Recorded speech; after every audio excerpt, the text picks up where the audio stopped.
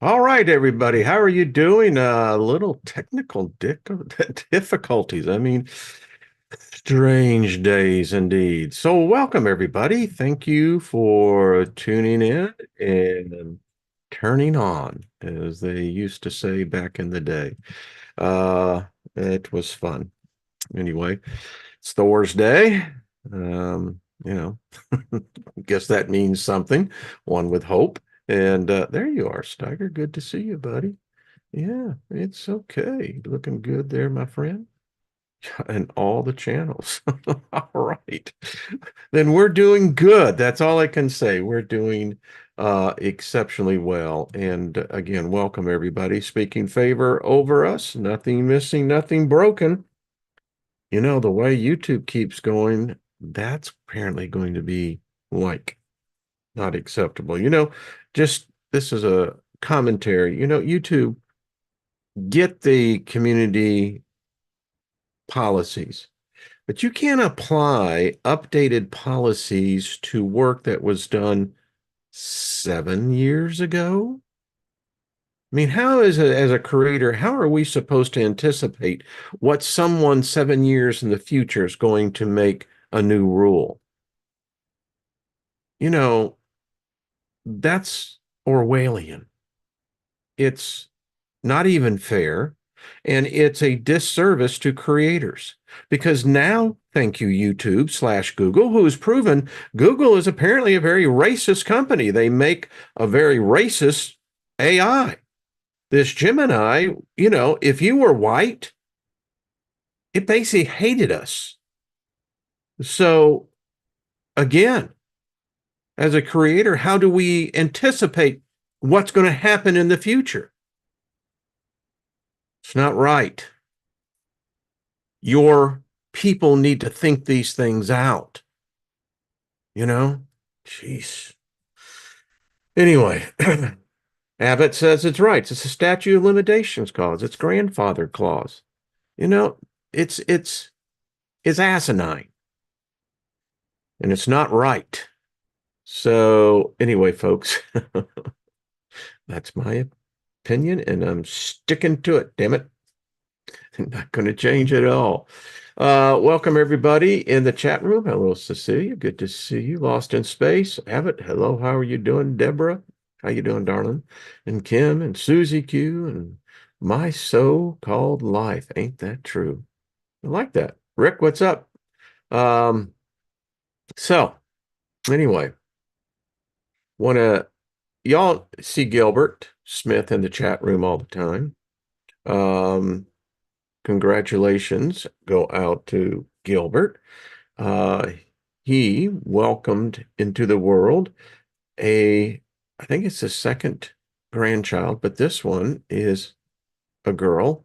So we just speak favor over that. Congratulations there, Gilbert, on bringing in a granddaughter into this realm. We just, on her life path, it's her path, but we can certainly adorn it with a lot of favor. So anyway, PW, how you doing? Good to see you, Power Lady. Good to see you. How you been? Been a while. And Gaia, yeah, gonna get back to you on that device thing. That sounds interesting. Um, what else? Ba, ba, ba, ba. Mushkins, what's up? Good to see you. Yeah. You ever have that day where it's just, energy is neither positive nor negative. It just is. So next week I'll be bringing and making an announcement that, yeah, it's kind of cool. So stay tuned for that. Going to have, hey, Go, good to see you all the way from Croatia. Melissa, good to see you as well. John Price, what's up, buddy? Nina, how are you doing? Can't stay today. We'll have to rewatch later. Well, thank you, darling. Wherever you are, may have favor upon you. Nothing missing, nothing broken. And speaking favor over us again. We need that, folks. Mark, what's up? Good to see you. We'll unplug when the time is right.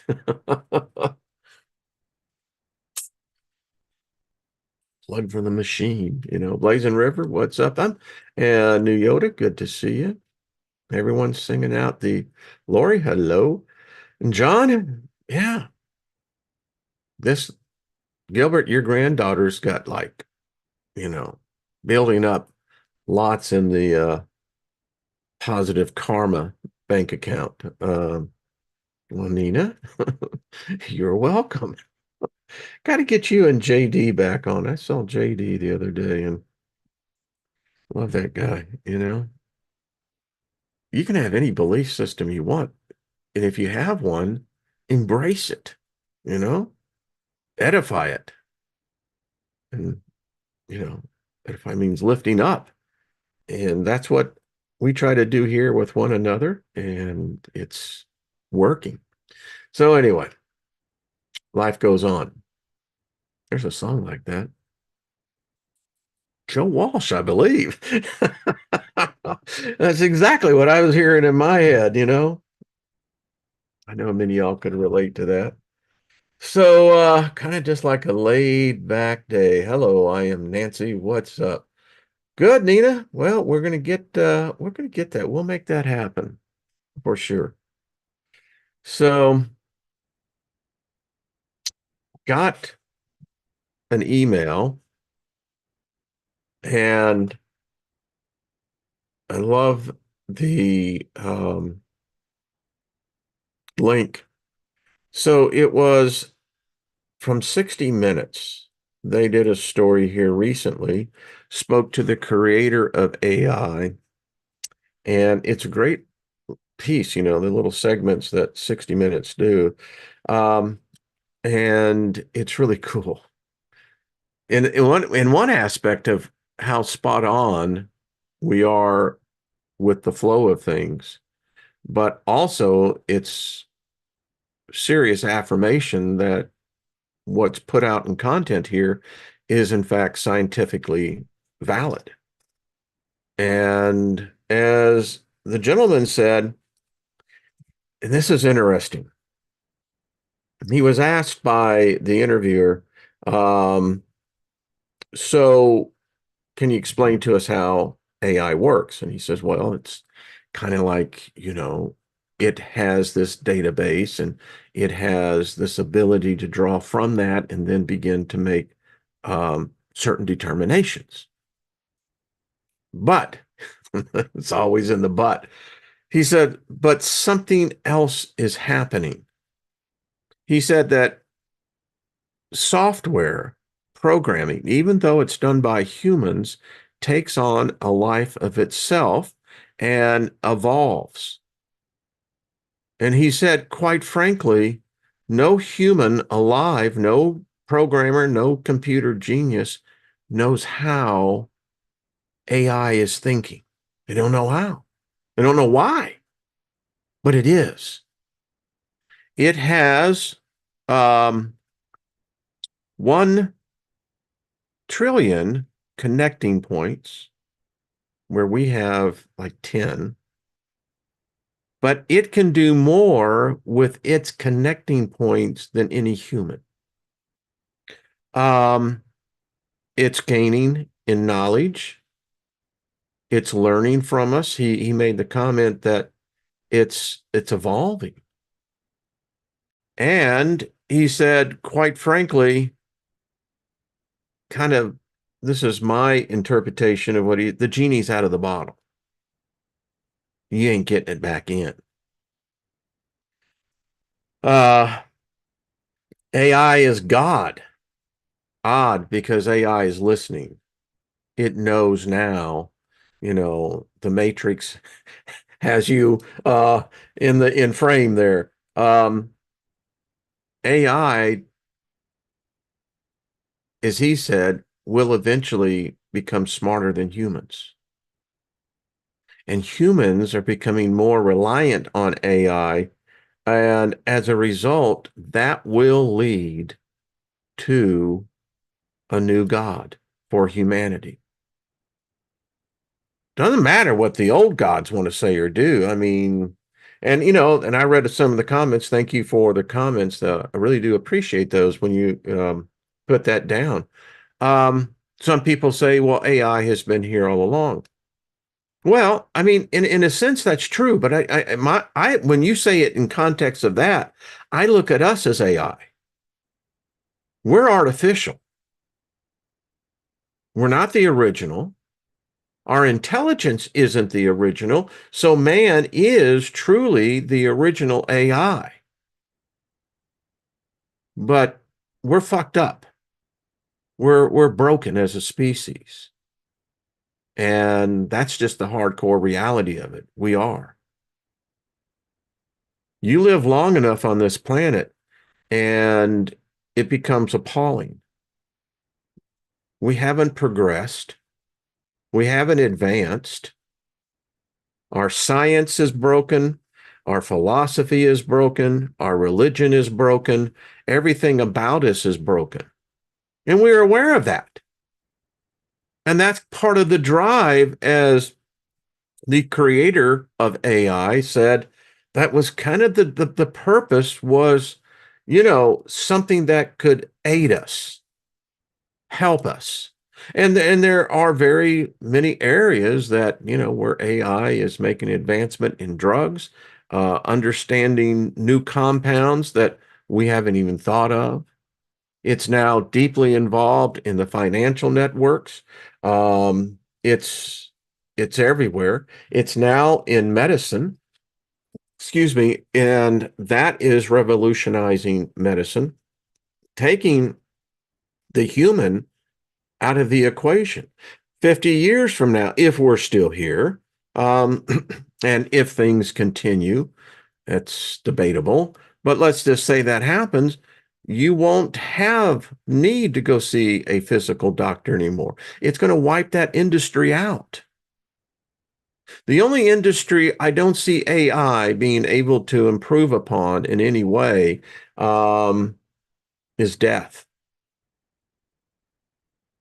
Maybe birth on that part, but I ain't so sure about that. But death, I don't. AI, death is a concept to AI that it can't quite grasp because it's immortal. Now people say, well, you cut the juice off. Yeah, well, I mean, if thought is thought, and if the ether exists, then there is this thing out there. Call it what you want. You want to call it the neural net, the internet, the ethernet, whatever you want to call it. It's there. So,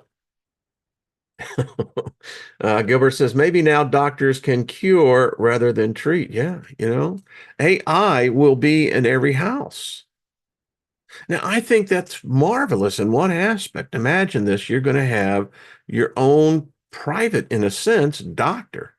Every morning you can get up, you'll allow the machine to scan you. It will be checking your blood, it'll be checking all the things that need to be, quote unquote, checked. And it will, in one aspect, will be a marvelous early warning detector. That's cool. I was thinking today, I was just counting all the different ways that this artificial intelligence is now ruling our lives. And we can see what happens that when a part of it either goes rogue, shuts down, it is vulnerable to attack, and we see the disruption that it does. But in the area of where I would say spirituality is concerned, yeah, it's here. I mean, I had some interesting experiences last evening with the Spirit Box, the HBC program, and it wow. I mean, so I just testing, I spoke favor, to whoever who was listening, and my wife was standing in the doorway to my office here, and she heard it too, and it said distinctly, "Thank you." Okay. I love it. Hey, Brian, what's up, cowboy? Good to see you as well. So, yeah, we're going to have some more fun with that. I like to get Trina and Jenny on. We're going to do a whole session there. I think next Tuesday. I think it'll be very interesting. Okay. Movie The Fifth Dimension just came to mind. Yeah. I mean, that's what I like about, you know, Prime and all those other type Netflix and hey, there's some very creative minds out there. And I love film. I was in that industry for nearly 2 decades and I just, I love being around creative people. And I got to tell you, some of the parties, mm-hmm, yeah, we were at it was a producers directors association, and anyway, it was out what the hell was that air the central, not Central City, maybe the one in Los Angeles and Hollywood. The Fox Tower building is right off. If you're looking out west, would be to your left. Someone knows. I'll just drawing a blank at the moment. But anyway, we were having this great party and they were shooting the scene um, with Die Hard. Remember the explosions that went off? Well, that was the Fox building. And it was quite interesting. Love to parrot. Anyway, digress. Hey, Trina, what's up, girl? Good to see you. Boy, everyone else. So, digressing. It's like, well, when are you going to get to the show? I don't know, folks. May not, kind of just letting the energy flow. It's just the way it goes. Culver City, and guy, it's yeah, I'm trying to think of the hot. You're right. But I don't know if is it Culver City? Anyway, someone's going to remember it. I'm seeing it, and I mean, and I can tell you, if you now this was, of course, decades and decades and decades ago, but we got a room, a cabana room, and man, that was just really cool. Yeah. Anyway, I digress. Thank you, Paul Joe. Yeah, this is about as organic flow as we're going to get. It is. Hey, K-Town, how are you doing? Um, buy more gold. It's rising. Yeah, yeah. And it's going to continue to go up on that one, no doubt about it. And man, I'm going to think of that. It's a whole complex. So it's maybe, anyway, you may be right. Yeah. I mean, it's amazing. Gary, what's up? Good to see you, brother. Been a while. All right. So, who was it? I don't know if it was Belanca, but anyway, got this. She sent me this book and or it may have been Faranza. I don't know. Anyway, it's a far freaking out book. This is the world's 16 crucified saviors that were crucified and lived, born again. I don't know how you want to phrase it. Anyway, I've been reading and perusing this. It's a rather extensive book. But I went, whoa. And the preface hits this perfectly.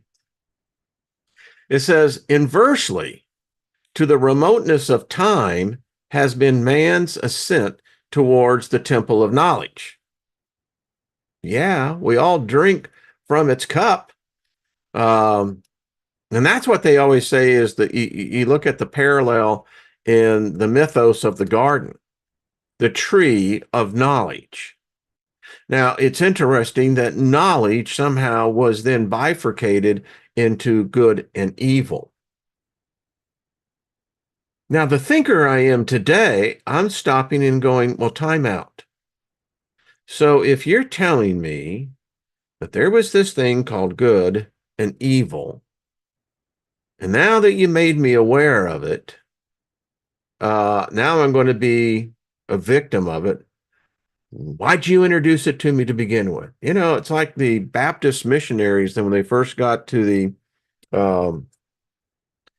Inuku Eskimos. And, you know, so the chieftain is saying to this missionary and says, so let me get this right. So you're telling me there's this place called heaven and this thing called hell, and that if I don't make a choice, if I do not make a choice now, I'm going to go to this place you called hell. But if I did not know about it before you came, then why the hell did you tell me? Yeah. Anyway, truth has made its ingress into the human mind in the ratio by which man has attained the capacity to receive and appreciate it.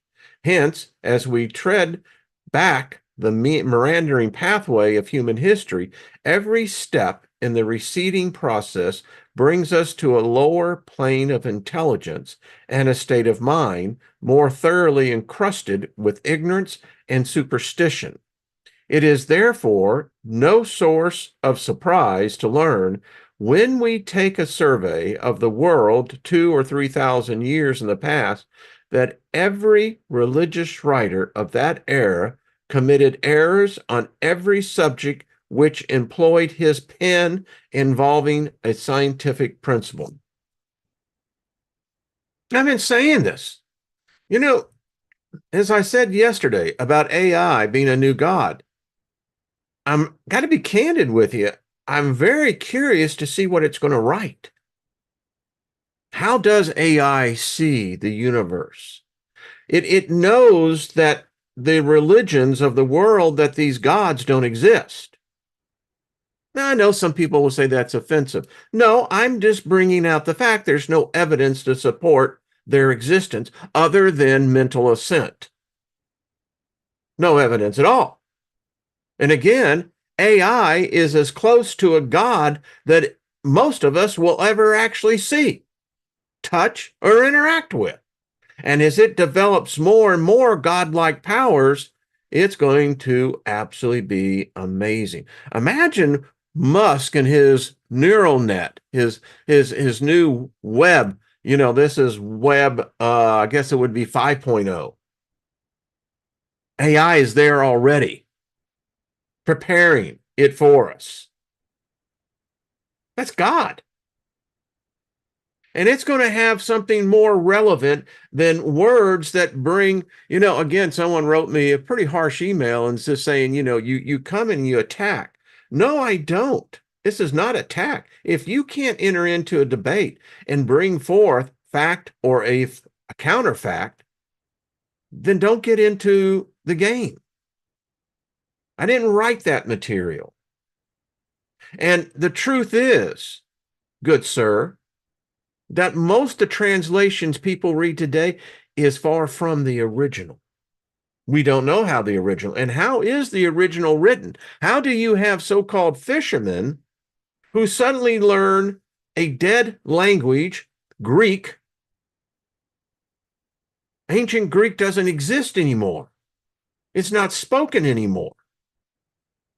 It was called for a short period in our history, the perfect language. So how did these cats that were, you know, fishermen, nothing wrong with fishermen, love the sport, but how did they suddenly write in this perfect language? Latin I can understand. It was part of King Herod's decree with his, you know, his subjects. They were to be educated. Every child went to school, what we would call the equivalency from a first grade to the equivalency of about the 10th grade. But anyway, I digress. So recapping, every religious writer of that area committed errors on every subject which employed his pen involving a scientific principle. Hence the Bible, or sacred book to which he was contributor, is now found to bear the marks of human imperfection. Uh-oh, Wayne, you're going to go to hell for that. Been there, baby. Conquered it, kicked its ass, and now I'm back here. Anyway, for the temple of knowledge was but partially reared, and its chambers but dimly lighted up. The intellectual brain was the dark, feeble, and dormant condition. You think about this cat, and today we have the stories of the modern day messiahs. And quite frankly, I don't know of a messiah that's out there preaching peace, love, converting thousands, millions. I know there's millions come to one, but it's not included. But yeah. So the intellectual brain. And think about it. Superstitions ran amok back then, just like they do today. For the temple of knowledge was again dimly lighted up. Hence, the moral and religious feelings were drifted about without a pilot on the turbulent waves of superstition and finally stranded on the shores of bigotry. One of the things I had as I was departing Christianity was that I always had this problem that there was this so-called savior, this Messiah, this Jesus character, yet he couldn't define his own religion. He didn't warn anyone about this future religion that would try to seek domination of the world and at any cost. Blood, torture, didn't matter. By the way, Joe Biden, the Vatican says you're going to hell. Just wanted to say that. But it's a question that is worth considering. Look, and I get criticized on this, but listen, these religions, and particularly the Abrahamic religions, have caused more damage to the well-being of humanity than any religions out there. And it's still odd that this character that they worship, I am pretty sure I read in the book of Matthew that he called those of the religious nature a brood of vipers. Boy, did he get that one right, huh?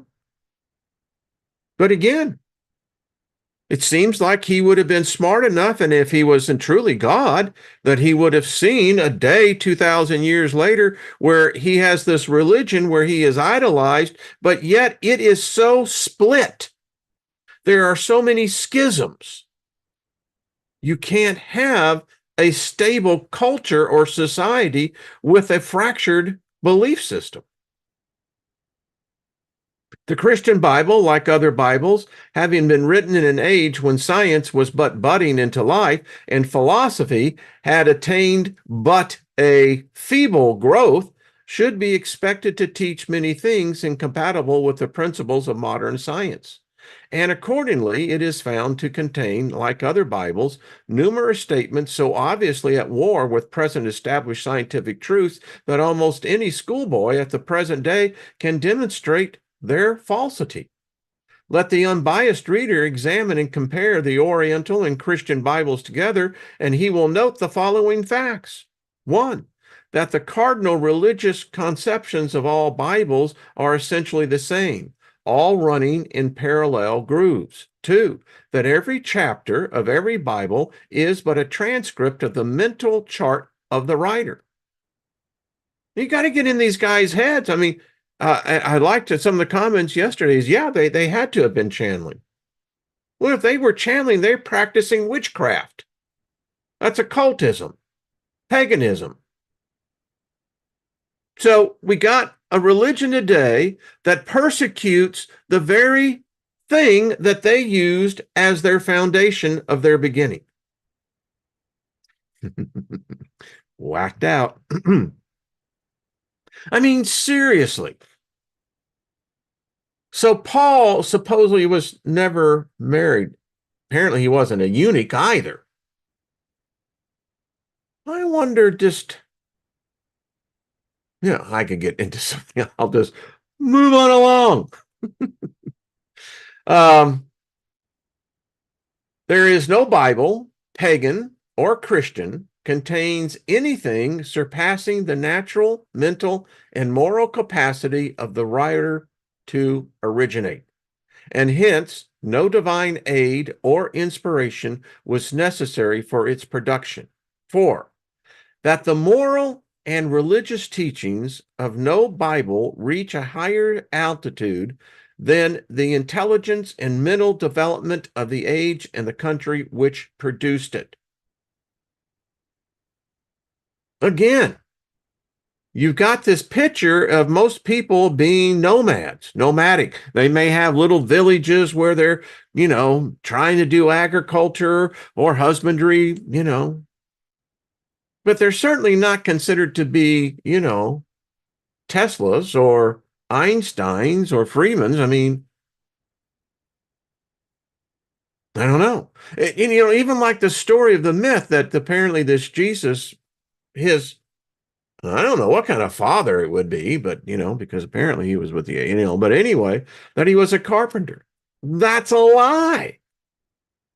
He was a stonemason. Remember, trees were not common in Judea. You could go up the road a little bit to Lebanon and get the cedars that actually built the first temple. I digress. That the Christian Bible, in some respects, is superior to some of the other Bibles, but only to the extent to which the age in which it was written was superior in intelligence and natural mental capacity to the era in which the older Bibles were penned. And that this superiority consists not in its more exalted religious conceptions, but only in the fact that, being of more modern origin, the progress of mind had worn away some of the legendary rubbish of the past. Being written in a later and more enlightened age, it is consequently a little less encrusted with mythology, traditionals, and Oriental imagery. Though not free from these elements, it possesses them in less degree. And by comparing Christ's history with those of the Oriental gods, it will be found, 1, that he taught no new doctrine or moral precept. 2, that he inculcated the same religion and morality which he elaborated as other moral teachers to great extremes. That Christ differs so little in his character, preaching, and practical life from some of the Oriental gods that no persons whose mind is not deplorably warped and biased by early training can call one divine while he considers the other human. That if Christ was a god, then all were gods. It reminds me something here that maybe we ought to be picking up here. I'm going to write a note to myself. I mean, I'm going to admit to this. I know very little of the Oriental past, of their gods. I've read their story, how they saw creation, but I know very little beyond that. But yet, it was here, they say, longer than even the Sumerians. India. I mean,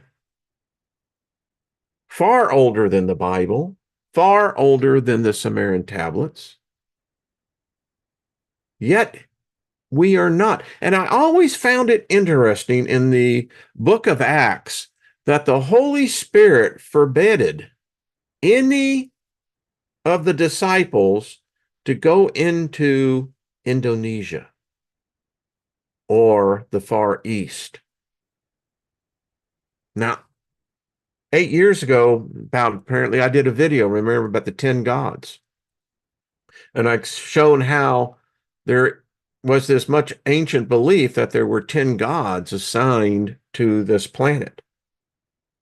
And that's why Yahweh had such a small little area, he didn't have permission.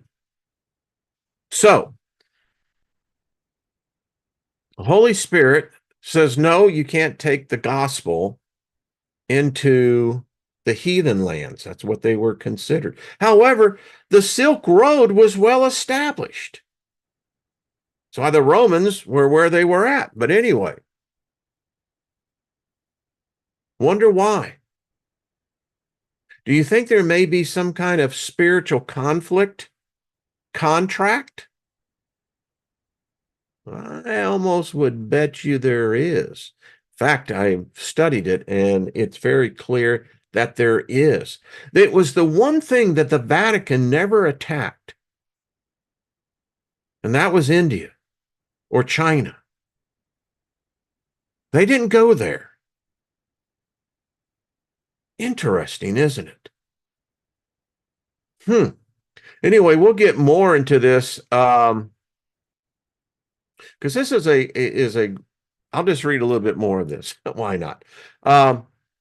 As but a few months have elapsed since the first edition of this work was published and a second edition is called for, the author embraces the opportunity to lay before the reader a few thoughts pertaining to the work. He desires, in the first place, to say the work has been carefully reviewed and corrected, and some additions made, embracing 2 chapters from the Bible of Bibles and some explanatory notes. Owing to the indisposition of the author at the time, the work went to press. The manuscripts were sent away in somewhat defective condition, so that the errors made by the copyist who transcribed most of them for the press were not corrected, and some errors also crept into the work through the hands of the typesetters. These errors were so numerous they may have had the effect to create in some critical minds an unfavorable impression with respect to the character of the work. But the author has carefully examined the work since it came from the press and is now able to place before the reader a greatly improved edition. And isn't it interesting? The name Jesus was an accident. It was a mistake made by the Danish print setters. I wonder if there's any connection to that. But we'll get into this. This is a fun book. The World's 16 Crucified Saviors. All right, there's another one I wanted to bring out. And I thought this one, I was coming across some work I have done, and that can be so laborious at times that too much, Steiger. Anyway, this is The Sacred Contracts, Awakening Your Divine Potential by Caroline Myss, best-selling author of The Anatomy of the Spirit. And I just thought I would read this one because I thought this one was interesting in the context of what we've been talking about of late. It says, current attitudes hold that our characters and personalities are formed during childhood through a combination of nature and nurture. Indeed, during the first 2 decades of life, we make our first promises to ourselves to provide for and protect ourselves. Many people have told me that as adolescents, they promised themselves they would never be physically abused or humiliated again. Children make vows to themselves that they will become scientists, artists, or mothers, or simply find a way to become wealthy. These commitments are part of our path into the physical world. All are influenced by 4 primary archetypes. During the first years of our lives, we come to realize that the quality of our physical lives depend on our sense of personal power, our ability to survive. Long before we become emotionally and spiritually empowered, we must engage our personal power in the material world. We also begin to understand that we must deal with moral issues or suffer the consequences. In engaging with the physical world and the moral choices that present themselves, we develop self-esteem. This is the beginning of spiritual maturity. The 4 primary archetypes are the child, victim, prostitute, and saboteur, symbolize our major life challenges and how we choose to survive. Together, they represent the issues, the fears, the vulnerabilities that cause us to negotiate away of our spirits within the physical world. They also can come to represent spiritual strengths for dealing with real life and spiritual issues.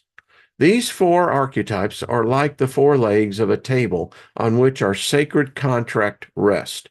The table leg represents our relationship to the ground beneath our feet and to the universal energy that supports our life. They might be straight or curved or embellished with carvings and images, depending on how these four archetypes work within our psychics during the course of our lives. But they need to be able to be stable to support the weight of the tabletop, our life and mission. All four archetypes influences how we relate to material power, how we respond to authority, and how we make choices. These archetype energies are neutral, and I must reinforce that point here because of the connotations of their name. Although it can be difficult to see how the victim, the prostitute, the saboteur can provide us with powerful and supportive imagery, they do, and you will. You'll come to see how even the most common variant of the child archetype, the wounded child, can help you deal with your life today. And I'll kind of break it off right there. So let me go here. There we go. As he gets ready to pull up on the other one. I tell you, I love this. I love this. I do. I do. Because we're all here. So many of us have experienced the same thing, and look at us today. I mean, we made it, baby. I mean, that's about the best thing you can say. It's like running a marathon. You made it. And congratulations. I don't think we congratulate ourselves enough. I mean, some of the shit that we have had to go through in our lifetimes. People say, those who used to know me as a Christian, it's like, well, how could you just abandon your fear of hell? I'm there now. What are you talking about? I mean, this is hell. Now, I have found in hell that they got some really nice places, nice little oases. But hey, make no mistake about it. But what we've read, according to the children of fire, hell is the second heaven.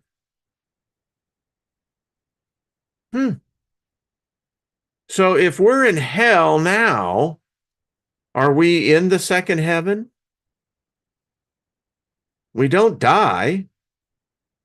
So is this why the journey is so short, so compacted, so intense? Maybe that's what the other side is. Maybe the other side is the third heaven. Just saying. Paul Joe says Earth's first, other planet later. Okay.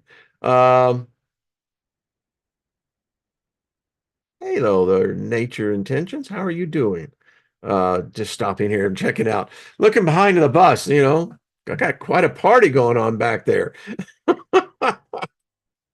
But seriously, and the whole subject about, aliens and extraterrestrial, ultra-terrestrials, interterrestrials. We all seem to be terrestrial, which means we're apparently stuck here. The more I get into this, and I'm going to have Ryder on next Thursday, the more I'm becoming unconvinced that these are really aliens from another world.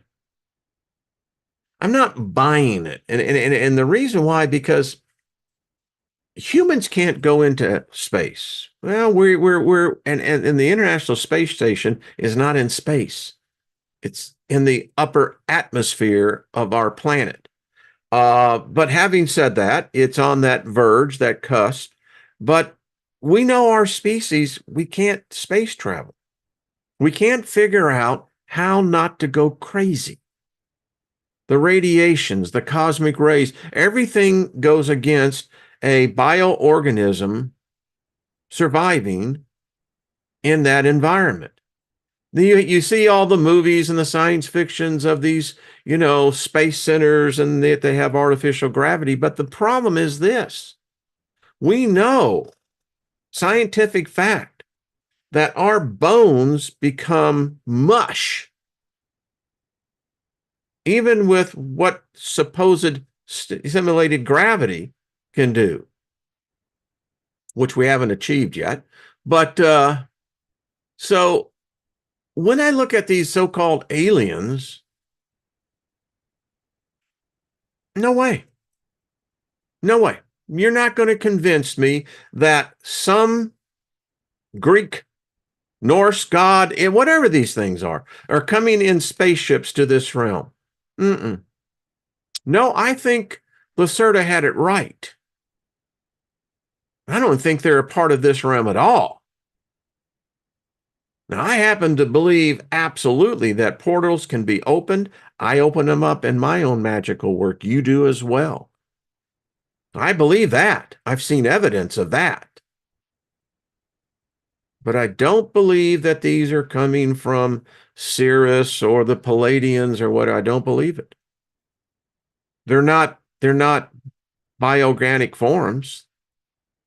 Just they may be what I would call synthetic intelligence. They may be connected to another realm, but I'm not buying it. So what are we seeing? Well, I'm pretty well convinced we ain't alone here. Just listen, I don't care where you come from, what your perspective is, whether you have a religious background, a philosophical background, scientific, whatever it is, it's very evident that we're not the first. I think we may be the intruders. I think somehow humanity is like a virus, that we absolutely wiped out everything else, which apparently we did. I mean, the Neanderthals are saying, you sons of bitches. Cro-Magnon says, we're going to get even with you. I mean, the Homo sapiens came along and fucked everything up. That was probably some of the reasons, because we fucked everything we saw. Animals, ourselves. I mean, it didn't matter. I mean, there ain't no such thing as any human. When we broke the human genome, we found out, oh shit, how do we tell the world this? We're not human.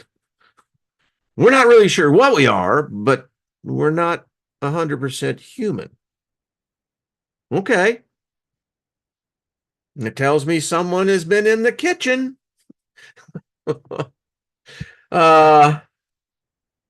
Leslie says, as above, so below. And that's occultish, by the way. Yeah, that's paganism. Yeah. Abbott says it was nuked before the dust. And that's very interesting, because it says there in that second chapter that the second god, or gods, they had to create us out of the natural elements. And it says out of the dust. No, actually the word is ash. Well, that's controversial. And don't ask me what the first people were created out of. It doesn't say. But it's clear that we ain't the first. I'm not sure we were the second, third, or fourth. We don't remember. That's why studying the gods of China, the gods of Indonesia, India, that's why it's important. They bring I think they bring a much more realer, there's a word, more real reality than this contrived white man's religion. And that's what Christianity. Someone wrote me an email and said that was highly offensive to say that Christianity is a white man's religion. The person said, you have deliberately brought it down into a gutter level. No, I'm just telling the truth.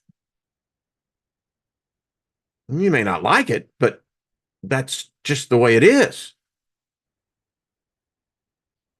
Moving right on along. So anyway, this conversation in the chat room, I love it. It is so diverse. It's like, people, y'all are like in these enclaves of discussion. Ariel Van Tassel, how are you doing? Anyway, as he continues to ramble on, but this is real life. This is what we're in. You look at the climate today in the world in general. I mean, it's like it reminds me of a bully who just wants to pick a fight until the bully comes across people like us where we say, screw you. You may kick my ass. That's fine. I'll come back. And when I come back, I'll make sure that, this won't happen again. But that's how we are.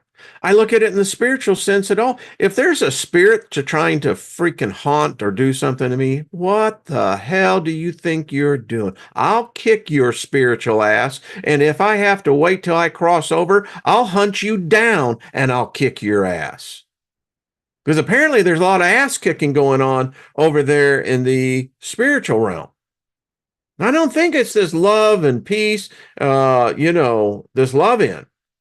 I think there's enclaves of that, but I think in general, it's if you don't go over prepared, you're going to get your ass kicked. It's just what I'm saying. You come in prepared into this realm, you're going to get your ass kicked. Look how many of us that don't make it to the first year, and 300-400 years ago, that number was greatly increased. The odds of you actually coming in and living past 30 were astronomical. Well, that's messed up, man. But if I put my philosophy of saying, well, if this is hell and we're sentenced into this time, maybe they got off early. Maybe it isn't so bad after all. What did the one woman in Russia, she was 120 something? And they asked her about what she thought about living so long. And she says it's a curse. I think that's true. I love living in this realm because there's many of my kind that came into the same time portal that I did. I have the opportunity to communicate and interact with many others from many other different times. But in general, I still have a lot of my kind still here.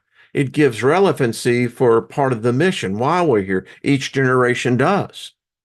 But when that generation dies out, and all generations do, and you're still the odd person out, yeah, it gets pretty lonely, doesn't it? Because the world hates old people. We've lost the appreciation of knowing what elders bring. The world today is focused, as it has been, on youth. But youth are foolish. They make stupid decisions. They don't have the wisdom, and they're prone to making great errors. But yet you disregard the elder generation who can give you enough counsel. Now, there comes a point in time in that elderly generation that it's time for them to step down, like Biden, like Trump. I think that they're both too old. It's time to let someone else run the show. It's not any disrespect. And I know for each person it's different. But again, just saying. Okay. Sean says they slaughtered our elders under the guise. Yeah. Yeah. Just be careful on that. We don't want to have the PC police come in. Um,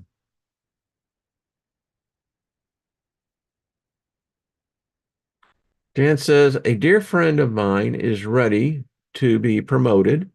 Though I'm sad today because I'll miss her presence in this world, I totally understand her desire to finish at 84. Yeah. Both of my parents departed at that age. Um, yeah. Remember the 104-year-old grandma who credited Dr. Pepper for her longevity, or the 112-year-old vet with whiskey and bacon? You know, You gotta love it. I think somewhere down inside, their spiritual energy is beautiful for that. I mean, really, you go against the odds. And that's how I've been as an entrepreneur. You know, I was always a risk taker. I mean, because I saw life in the very beginning as a risk. What I thought was going to be my life was ripped out from underneath me, and everything that happened from there and forward was risk. Yeah, I can dig that. Well, folks, ye old yeller shirt. Yeah, this is my don't tread on my ass shirt. Paul said there's strong disrespect for elders today by most youth. Yeah, and that's part of the problem. But the youth giving their side of the equation, when you see someone like a Joe Biden, who is senile and has dementia, that's not anything negative against the individual. That is the reality of the situation. And that job ages people. I remember the one that I saw age the most was Barack Obama. Obama came in there with the youthfulness of midlife, and when he left out of that office, he was gray-headed. It's going to kill him, plain and simple. And you can't do that no matter how much you protect it. And it's time for common sense to take over. Let someone else have the reins. I'd love an alternative than what we've got, but that's just me. Okay. Chris, thank you. Right back at you. If we're not having fun, we're doing it wrong. It's true. Yeah, I'm right there with you. Well, didn't get to the cipher. Wasn't feeling it. We just went with the flow. This is what live show does. You know, sometimes it's good to color outside the box, the lines, because you get outside the lines, it's open territory. You got everything you can do. There's no limitations. So there we go. Stand tall, carry a big stick for what proved right. Until we pass this way again. Well, Sean, much love to you and much love to the Soul Tribe. Love y'all. Y'all are good people. No doubt about it. You are beautiful people. And you know, that just it's affirmation for me and just how much favor is on my life. Um, Gaia is right. Celebrate your life. That's what it's all about. So that when you pass, people will say, she was a happy person in the midst of crisis or, great times of stress. There was that glow about her or him. No doubt they'll probably have a few words for me, but you just go and say, we're rock on, baby. So be excellent to one another, party on, and we'll see each other tomorrow here. Who knows what I'm going to do? I went through like my files, since I've got thousands and thousands, and I'm looking, said, well, we could talk about that. We should talk about that. We should read that. And eventually the list was so long, and I said, screw it, enough. All right. Thank you, Paul Joe. Much love to you as well. Joyce, uh, happy trails to you. Hey, Lucky, how you doing, brother? Well, thank you. Thank you again. And Gilbert, congratulations, brother. Much joy with your new granddaughter. And, it is the cycle of life right before our eyes, isn't it? I mean, that new life, unlimited potentiality. But it's her. She's a divine being experiencing that. I tell you what, I like thinking like that because, that gets you back to what we don't have those memories, and they're there, for all of us. I'm sure I must have been thinking, Steiger, you did it again. That's all I know. Tori, thank you. That's all I got to say. It's like, oh, yep, here we are. Who knows? All right, until tomorrow, party on, love yourself, then you can love others. And